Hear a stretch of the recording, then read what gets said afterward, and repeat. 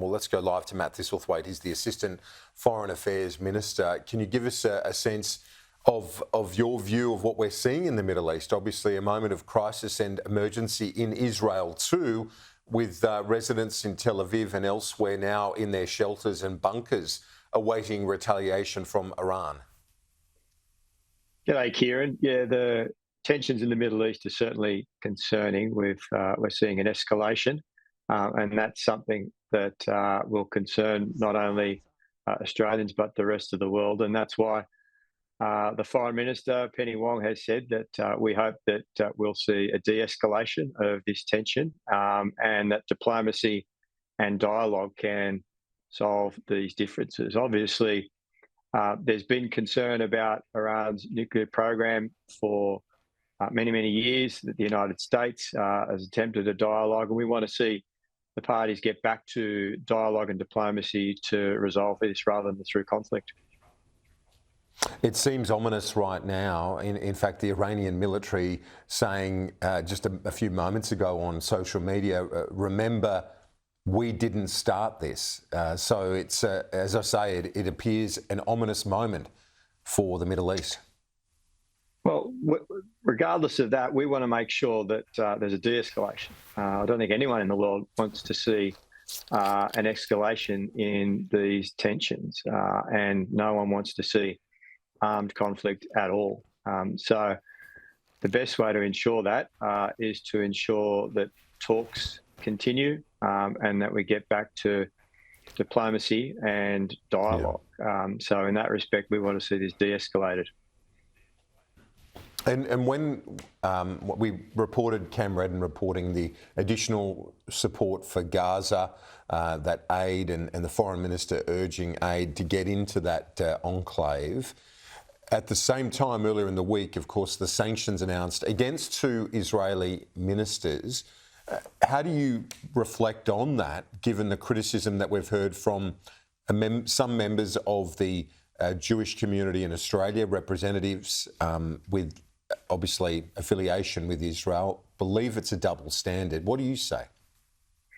It's important to point out, Kieran, that Australia took those actions in concert with our partners, the United Kingdom, with Canada, New Zealand and Norway. So it wasn't Australia acting on its own. We'd done that in concert with close allies and partners of Australia, and that reflects the concern that there is in the international community about the lack of access for aid to people who are starving in Gaza, the lack of medical assistance to people who have been severely injured. And that's why our government's announced today a further $10 million in support to the Hashemite Kingdom of Jordan, $5 million for medical assistance, and they're providing field hospitals and the like, and a further $5 million to UNICEF for food aid, and that will feed around 8,000 children over the course of the next 4 months. So it's important to point out that we haven't done this on our own. It's been done in concert with. To put those sanctions in place? Well, I think that the world is saying to the Netanyahu government that we have a difference of view regarding the actions of particular ministers. And those two particular ministers who've been sanctioned have been very forthright in their support for illegal settlement activity in the occupied Palestinian territories. Settlement activity that is illegal under international law and against UN resolutions that Australia has supported. So it's other nations saying to the Netanyahu government that some of their policies and their actions that they've taken are not consistent with international law. On the Prime Minister's visit to North America, does the success of this trip rest on the meeting with Donald Trump and whether it goes ahead? Well, the Prime Minister's making several stops on this trip. Firstly, he's going to the Pacific, to Fiji, to meet with Prime Minister Rambuka to reinforce the importance of our nearest neighbours, our Pacific friends.